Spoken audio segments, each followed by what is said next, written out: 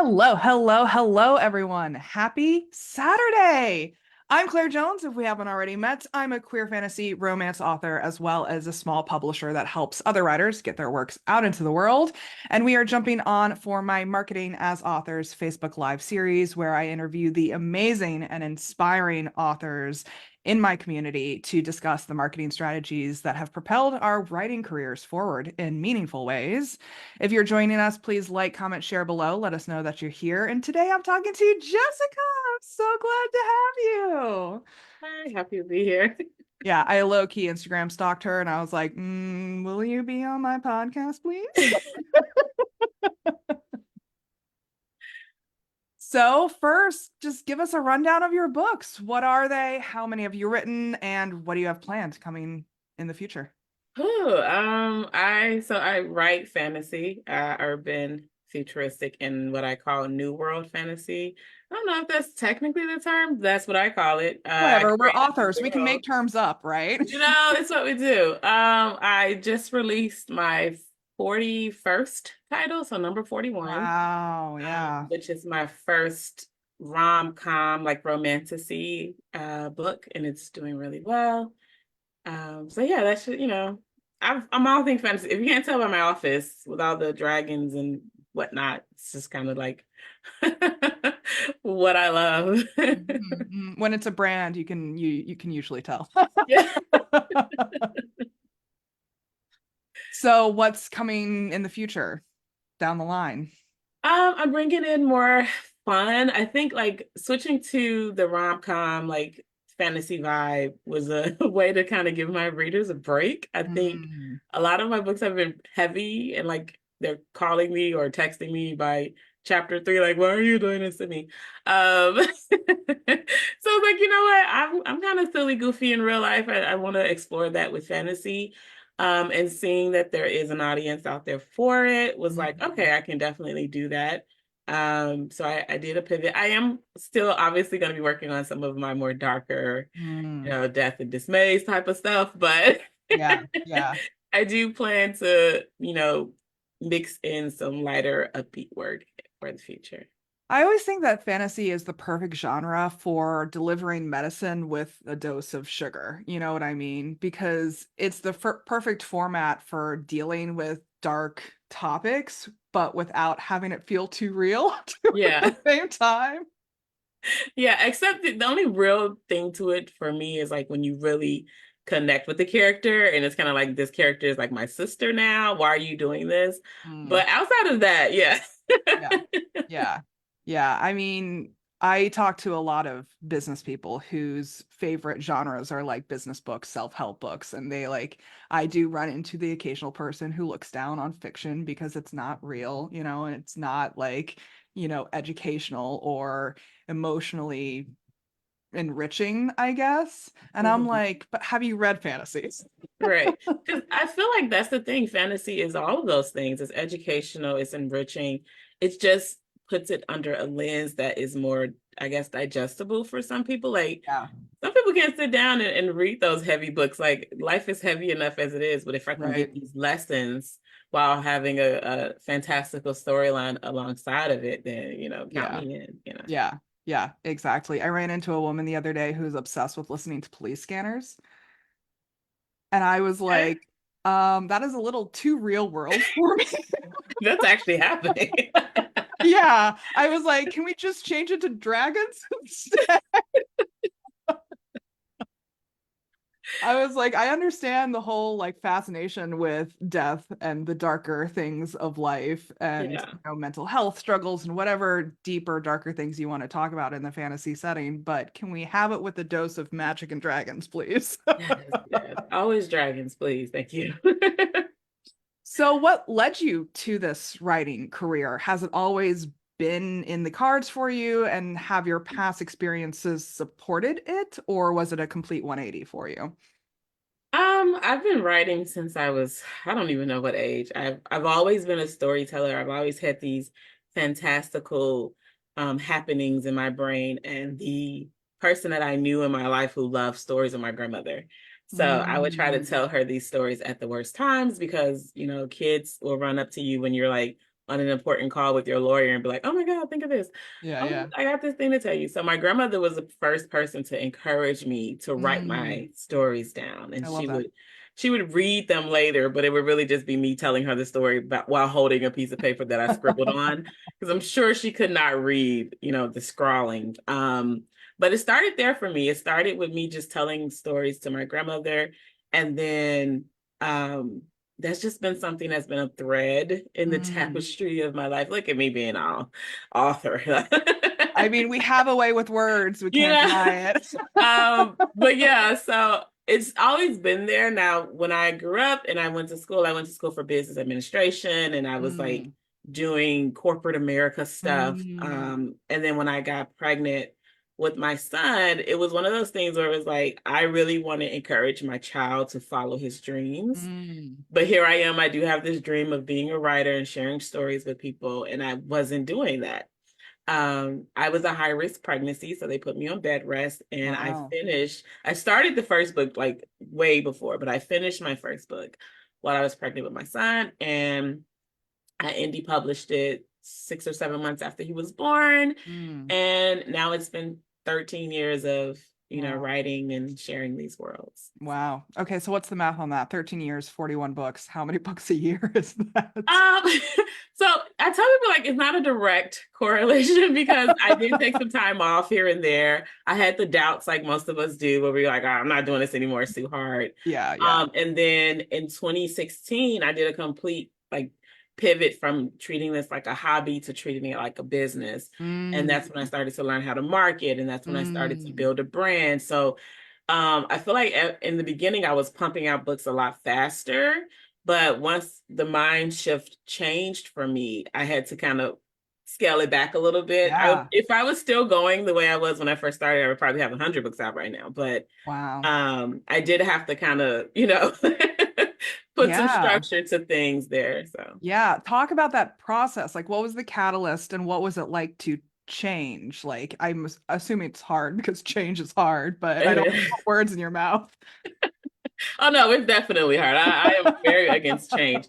The catalyst was having my first book that okay, so everyone I was asking me like, what's your favorite book? What's your favorite book that you've Mm, written?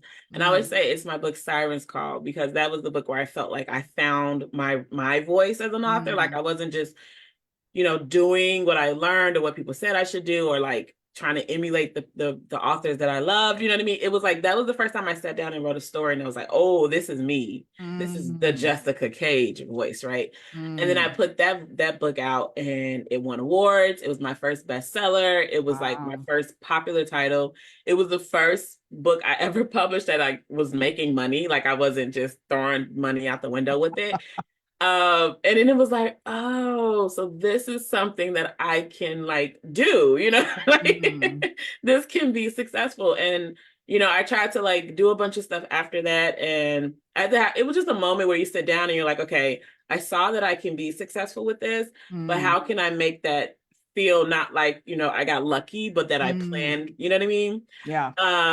And so I started paying attention to different, marketing courses, and people were talking about branding, and I'm like, I don't have any of these things. Mm, I don't have a brand. I mean, my name's on the cover, but I don't have a brand, like, mm, And so after I released the third book of my Siren series, which is this urban mermaid fantasy, that was the moment I was like, okay, I really want this to be the thing. Like I don't know why it took me 3 books to get there in that series, but I was like, yeah, this is what I want to do. I like going out mm, and meeting people. I like publishing and talking to readers and watching people engage with my work. But I want to do this long term. I need to make sure I'm gonna be making money from it. And it's not mm. just, I have a child to raise as well. So Yeah, yeah. I mean, that's the ultimate question that we get as writers is like, so you make money? right, like this is actually profitable for you. Like, oh, you make money? How? Right. But yeah, so that was the pivot. That was the moment of being like, I had a taste of success, and I was like, I want more of this. How do I make sure that this is um, a business and not a hobby? Hmm. And so in 2016 is when I did the shift. Hmm. And how has it gone since then? You know how it feels like stars aligning because Oh, I did my I love that. 2016 shift and I got all my brand and got all my covers redone and I, tightened up some editing and then the 2018 Black Panther drops. And Oh, you have all of these people looking for Black fantastical stories. And yeah. then you have me sitting there like, I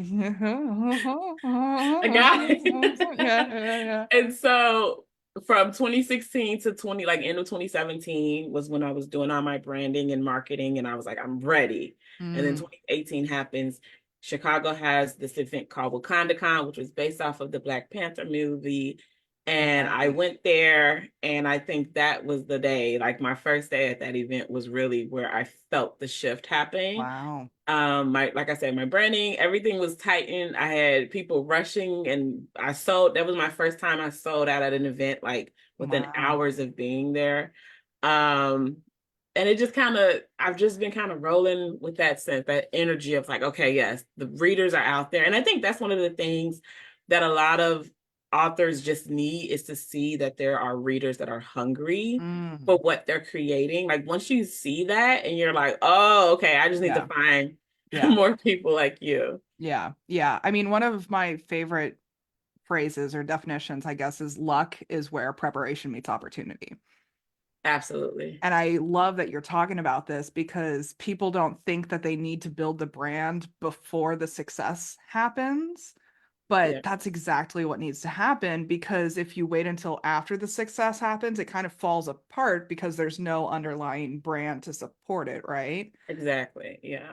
Yeah. Yeah. And And it's one of those simple things that when you think about branding, you think about recognition and you think about familiarity, like all those things, we think about branding in terms of like Target or like corporation. yes, But it's absolutely. like, no, that goes through every vein, even for writers. Hmm. Your branding is Hmm. like your writing style. That's a part of your branding. So Yeah. all the facets, yeah. Yeah. People think that branding is like just the logo or like just the like corporate values. Yeah. Like, we stand for integrity. Right. Like, but when it comes to writing, especially in the world of like fiction and like fantasy and romance, is like it's so much grittier when it comes to branding, and you really need to have that either pre-developed or post-developed skill set in tapping into those emotional, gritty pieces Yeah. of branding, right? Yeah. Definitely. And Yeah. fantasy is having a moment right now. It is. And I feel like fantasy is one of those things like it's kind of like vampires. Like vampires never really go away. They True just story. have moments where they're just like spotlight, like Hmm. everyone's looking. But vampires, I mean, literally are forever. Like they're, Yeah. you could put out a good vampire book and I always do well with that. So I just imagine the like diamonds commercials of like diamonds are forever, vampires are forever. then Edward standing there. Yeah, yeah, the sparkle effect. Yeah, yeah. And I think particularly diverse fantasy is also just really having a moment right now. And Yeah, there's so many authors that can take advantage of that. But I think again, it's that branding piece that we're talking about here. yeah, definitely. Yeah, one of the things that like early on I decided like I will have the characters who are represented in my books on the covers. Mm, And that was something that was like, suggested that I, not do early on. But I was mm. like, no, this is true to what I'm writing. And I don't want my readers to have to do this like mental gymnastics to see Yeah. themselves in the storylines. Because I grew up reading and watching and loving fantasy, but it was a lot to just see myself like, okay, she said olive skin. That could be me. I don't want that to be a question. I want when my readers pick up the book, they know because I know Mm, who I'm writing for and I know who my hmm. target audience is. Hmm. Did you start from the place of you wanting to see yourself represented, or did you see other people wanting to be represented, or was it like a mix of the two? I think it was a mix because when my first book is about it's I always say like it's kind of like Twilight inspired only because I saw my younger cousins like looking at Bella and I'm like, Mm, as much as I love Twilight, don't get me wrong, it's my heart forever. I did not like Bella being always like everyone's always telling her she doesn't know what she likes, she doesn't know what she wants. Like And I didn't want the message to my cousins who were young Black girls to be like, yeah, these men are going to come in, because we grew up in a family with women doing things, with women Yeah. taking charge. The Yeah. men were there, Yeah. but they were like cheerleaders, you know what I'm saying? And so I wanted to depict this storyline of like these young women, late teens, early 20s, coming into their womanhood, in a fantastical setting, but like, how do we get to our place of power as Mm. women without men Mm-hmm. telling us anything about ourselves? Because that Mm-hmm. was like my biggest problem with Twilight. It's like Yeah. all these men around her, like, Bella, you don't know what you like. You don't know what you, Yeah. what is this message we're sending? So, Yeah. it was an answer to like me wanting to have just more representation for the younger Jessica. And then also looking at, because at the time I was like, I'm going to write YA fantasy. And I definitely don't write YA fantasy now, I but can't do it anymore. I quickly pivoted from YA. But that was, the intention behind my first story, is to just kind of give, you know, a representation of how we come into our power as Mm. women. Mm. But in a storyline that I knew, younger women were reading at the time. Like I said, vampires they're forever. So They are, they are. And I think fantasy as a genre, like many other things in our world, is rooted in patriarchy. absolutely. And I think that a lot of the writing that's come out in the last decade plus, maybe 2 decades. I don't know if we can include the early 2000s or not in that I feel like statement. it started, right? It Like the started in the shift. early Yeah. 2000s. There was a lot of like dystopian fantasy in the early 2000s. And then I Hmm. think we radically shift to diverse, true fantasy in like the later 2000s. And I Yeah. think that I'm loving it. I'm seeing the moment and I'm loving it. Absolutely. Yeah. Yeah. No, I of course am loving it because, I used to go to events and I would take a list with me, like a printout of authors, like diverse authors in Mm, fantasy, because people would ask, and I would just mm-hmm, have a printout that you mm-hmm, can scan.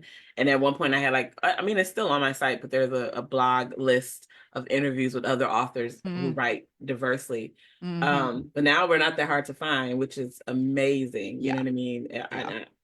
I think it's like, oh, this is what we were talking about, 15, 20, however many years ago, before I was even a part of the conversation. So, I know, man. If like I kind of fell out of the fiction world during like age maybe 17 to 30.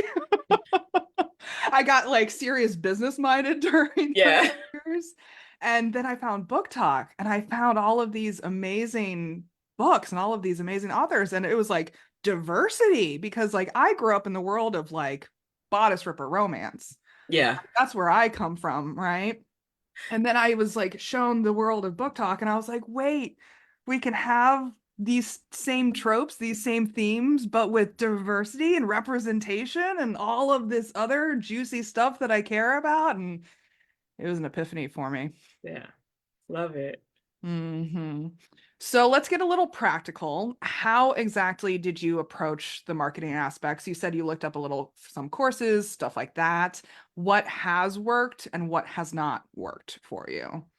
So I'll start with what has not worked. What has not worked, and I don't think will work for most people, is the copy and paste marketing. Thank you. Yes. So just doing exactly what you see someone else doing will not work. I don't care, like, because what they're doing was built for their brand. It was built Mm, for their voice. mm, But learning how to find my audience and how to identify, what they like and who they are and where they are and how to reach them, those things were like, yes, okay, got that. Learning how to look at metrics and all of the backdoor business stuff that none of us writers really want to do. That yep. was the biggest help. And then understanding that marketing is not just, hey, buy my book, hey, sell my book, Mm, hey, this is mm, my book. It's also, hey, this is who I am. mm. It's, hey, let's be a community, let's talk, let's have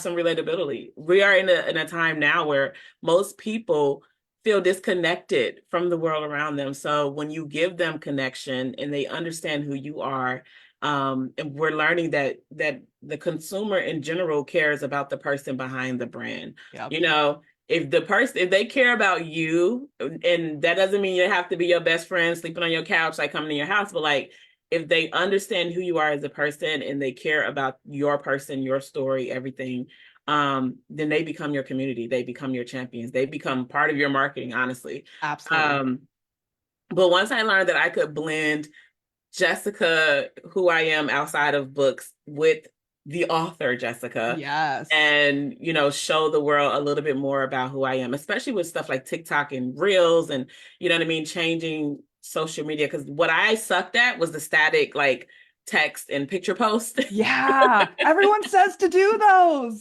And I like, I tried and they flopped so hard.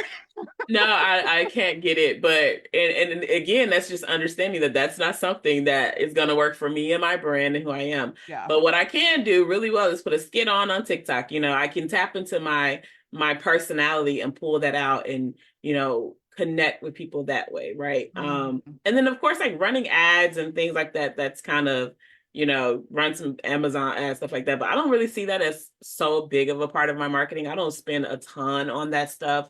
I do focus more so on social media, community building, um, and then just outreach because, like you said, places like Book Talk and Bookstagram and BookTube, like that's where it's really at for us right Absolutely. now, I would say. All the other stuff supports that, but I feel like if you could get a good foot in on those platforms and really build your community, then yeah, magic happens there.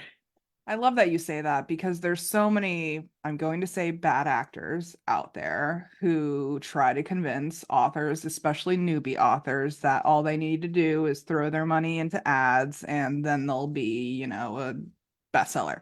Yeah, And while, yes, there is some type of numeric quantifiable formula for that, there's a lot of money that has to go into that in order to get the output that you're looking for when really that's kind of a flash in the pan type of success where you're talking about longer term success and longer term engagement with absolutely. readers.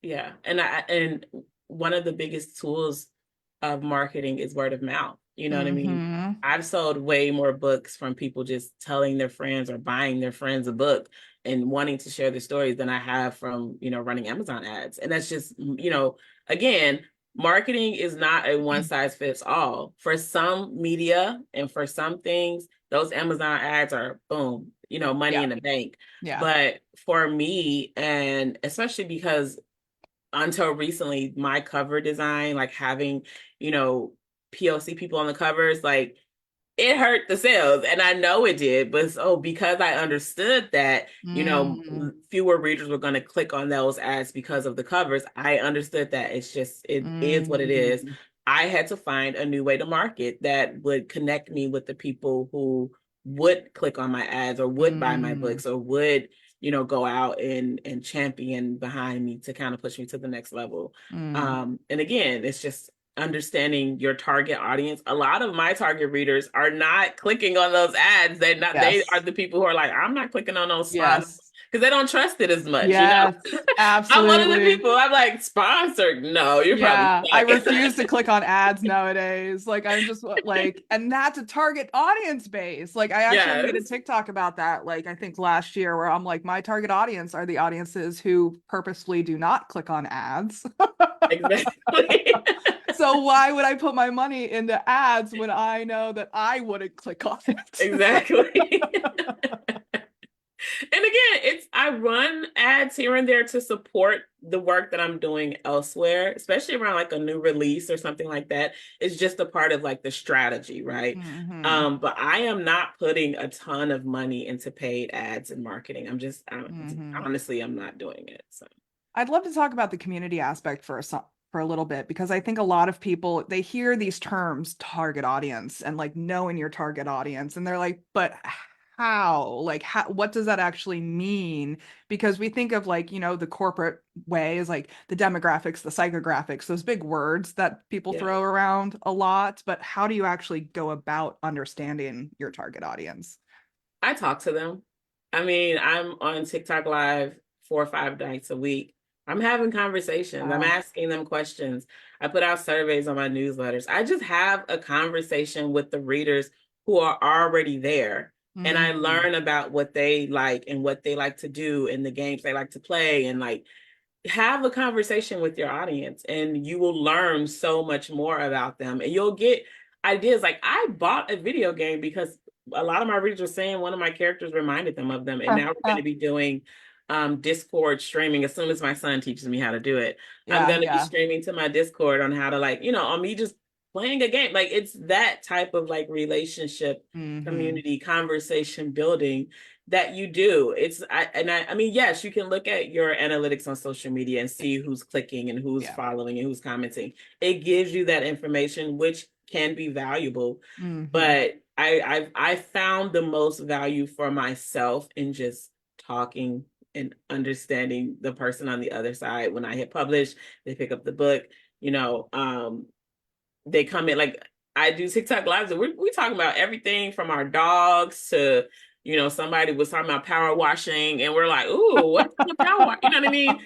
Because we're all like, my audience we're all in our 30s. Power washing is a good, True story. like, That how do like we do really that? long automatic brush that they keep advertising on TikTok. I'm like, Yes. And the steamer brush, we were talking about different brands on stuff. We were talking about fountain pens one night, and I'm, showing my screen on Amazon, like, but to understand that and to be able to use that information to not only find more readers, but curate my material, because now there mm, are inside jokes that probably only a mm, handful of my readers know about that are in my books.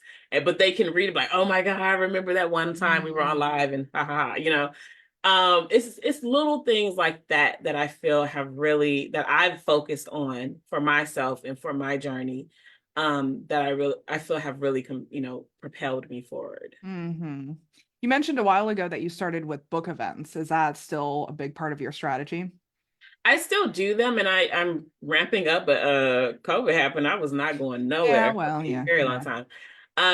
But I have changed the type of events I go to. I used to do a lot of Mm, like strictly romance, like mm. bodice ripping, Yeah, yeah, yeah. I mean, events. I love a good bodice ripper. Don't get me wrong. Yeah. I'm not gonna hate on bodice rippers. I still need that every now and then, Yeah. but And I'm sitting there with my werewolves, and they're like, you know. So does the I do werewolf make rip bodices? Because right. I then mean, maybe. in my books they Is do, there a but Venn diagram here going on? yeah. The two places overlap. That's Yeah, me. yeah, yeah. Uh, but there's less convincing that I have to do when I'm at an event that's focused on fantasy. Like, Absolutely. I just came back from DC, the Imaginarium Book Festival, Mm, a couple weeks ago, last weekend actually. And I don't have to convince. I don't have to be like, oh no, they're banging in this book. Like, the readers are there for the fantasy, and then the spice is like, okay, cool, a mm, little add-on. mm, Because I don't even put spice in all my books. You know what I mean? Like, some of my mm, books are just fantasy, adventure, fighting dragons and stuff. And then some of my books are the bodice rippers, are the, headboard mm-hmm, breakers. Like, but when I go to an event that has an audience, again, learning who my audience are, finding them, and not trying to like go somewhere where me and my books really probably don't belong, and then trying to convert people. mm-hmm, Um, Understanding that and putting myself where my readers are is you know invaluable. mm-hmm, mm-hmm. And I think it's also just like you said, understanding that nuance is like the difference between fantasy romance and romantic fantasy too. Yes. And Yeah. going to the right places where those people are going to show up because there is, I think we get caught in this trap of marrying a genre or expecting everything to be categorically within a genre when there's so many subgenres out there Yes. nowadays. Like werewolf bodice rippers is apparently something I need now. I mean, and I'm sure there's hundreds of them out there, I thousands know. probably. Yeah. When I try to explain the wide range of romance that's out there to people, I like there's books about potatoes and being romantic with potatoes and doorknobs. I Like, just heard about the one with the door, and I was like, what? yeah. Or there's the sweet little girl next door kind of romance thing. Like, what's your flavor? Yeah. There's going to be a target audience out there for like the doorknob thing, I think, is a bestseller It is. It definitely is. just for the shock value. Like there's so many books out there that do well these days because they're so unique, they're so unexpected that you can't help but buy it, Yeah. Like I need to know what's happening in here. I have to. right? Like Yeah. doorknobs. Okay. Um, but it's understanding those nuances that make the biggest difference when you are talking to people. Are you like a Starbucks and Barnes Noble kind of person, or are you a local indie coffee shop and bookstore kind of person? Right. Yeah. Are you asking me that right now? Because definitely local indie. Thank you. I think I knew the answer. And that was more rhetorical because Yeah, I knew what no. the answer was going to be. So, what lessons out of all of the things that you've gone through would be helpful, do you think, to our audiences? I think the biggest lessons that I have taken from this journey is to, and I know I chuckled there, but first is to just understand who you are and your Mm, reason, your why for doing this. mm, And be okay with your why being making money. You know what I mean? I feel like absolutely. and so many people feel like they need this like profound reason. No, you see that there's money over here, people making money off books about doorknobs and pillows and stuff.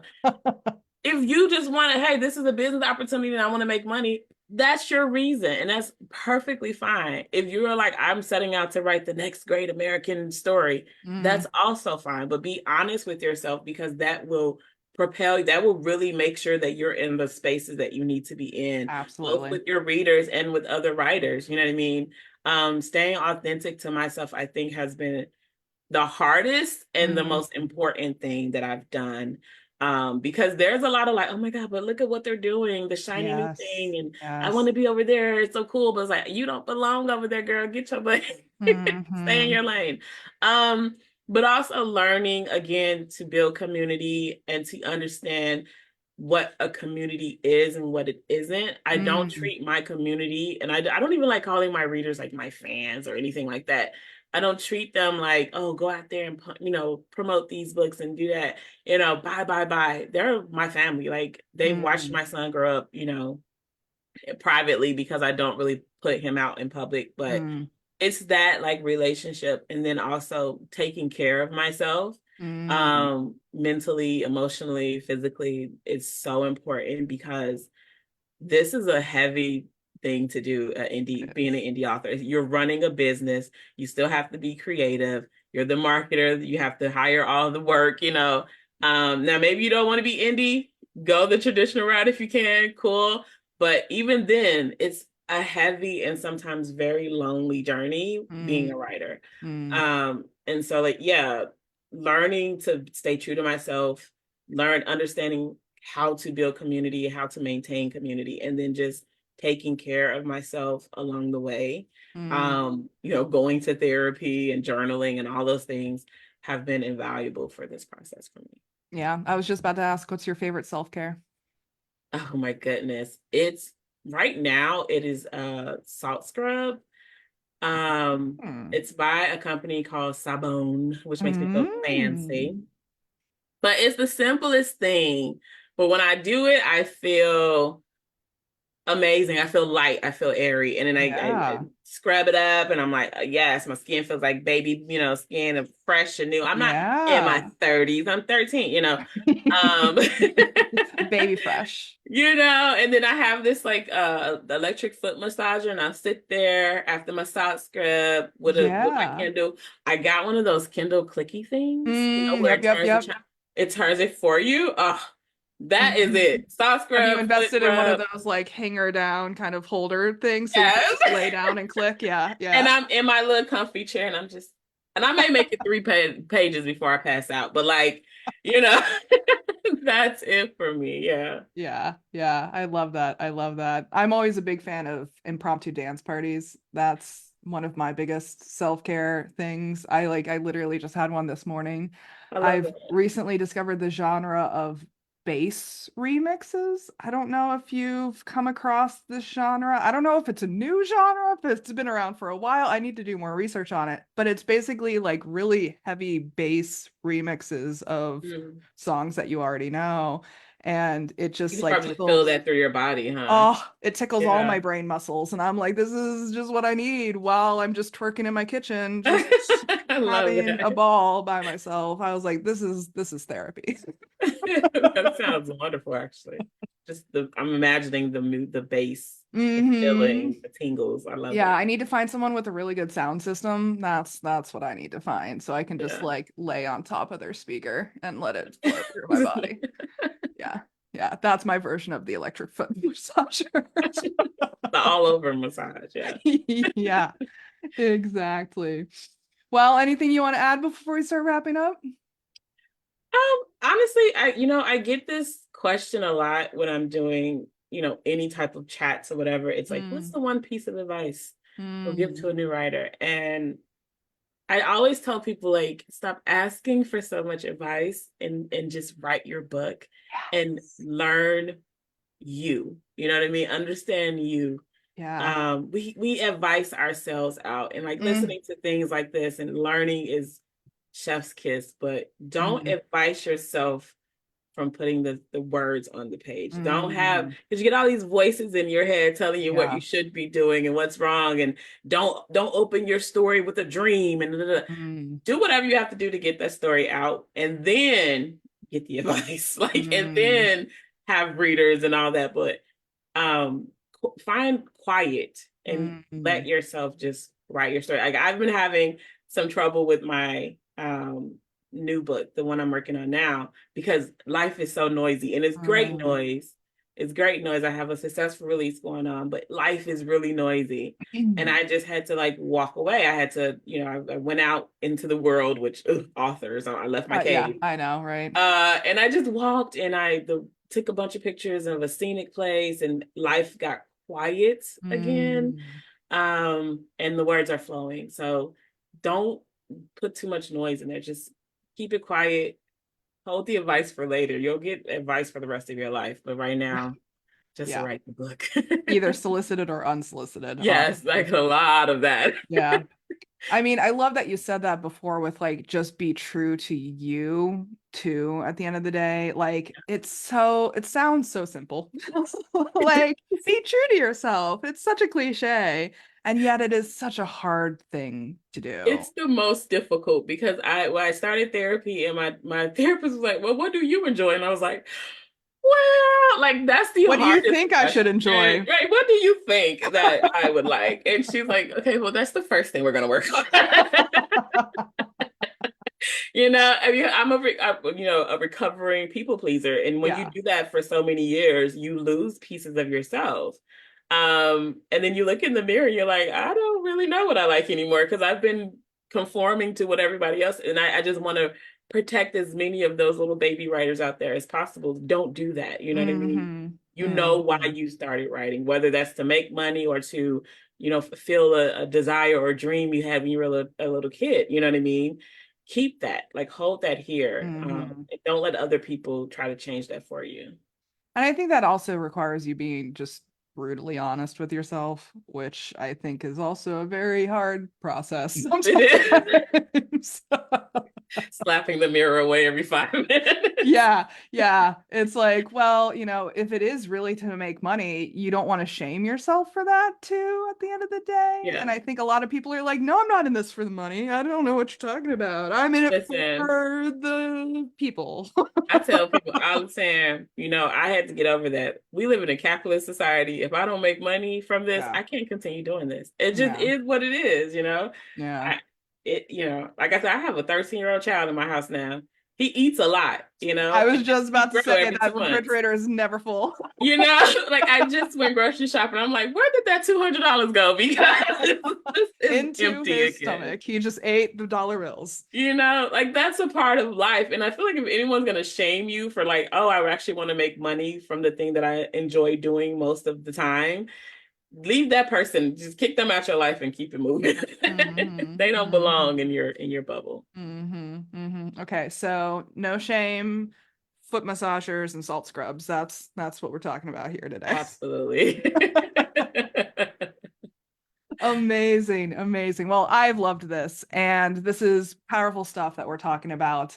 Audience, we definitely encourage you to share your own thoughts and feelings and insights and stories with us as well. We'd love to know how life and marketing strategies and writing strategies like these have impacted you in your own experiences. And please do let us know if you have any questions about anything that we've talked about. If there were terms that we threw around that you're like, what does that mean? Let us know. We'll be happy to define them, even if we're making shit up. Yeah. So, special thanks to Jessica for joining me. It's been a pleasure. Thank you for having me. This was fun. I'm always happy to sit and chat about this world that we live in. As authors, we need to stick together, right? We do. And again, that's a part of the whole community thing, We talk to each other to keep each other sane, I think. Yeah, yeah. I mean, If not, it's honestly, just the voices. No. my favorite thing to do at book events is to talk to the other authors at book events. The introvert is like in the author in me is like, yeah, let's go talk to other people. And then the introvert is like, no, absolutely not. You're gonna Yeah, be yeah. awkward and they're gonna say hi and you're gonna say thank you. And it's gonna be weird. So Yeah, yeah. I mean, that's why I can't do book events that are multiple days. Like, I just have to shove it into one day and then go yeah, die. run away. Yeah, go sit in my car in silence for a good hour. Yeah. Well, please comment, like, subscribe below. Check out linktree/clairjoyance for my links. And then where can folks find out more about you? You can find me on all social media platforms at jcageauthor, or you can check out my website, jessicacage.com. And oh wait, pick up my new book. Dun da da da. I accidentally summoned a demon boyfriend. Thank Yeah, you. awesome. And I'll make sure those links are readily available for easy access. And until next time, please remember that you all have extraordinary stories to share, and we're rooting for you as you use them to change the world for the better. Take care, everyone. Thank you.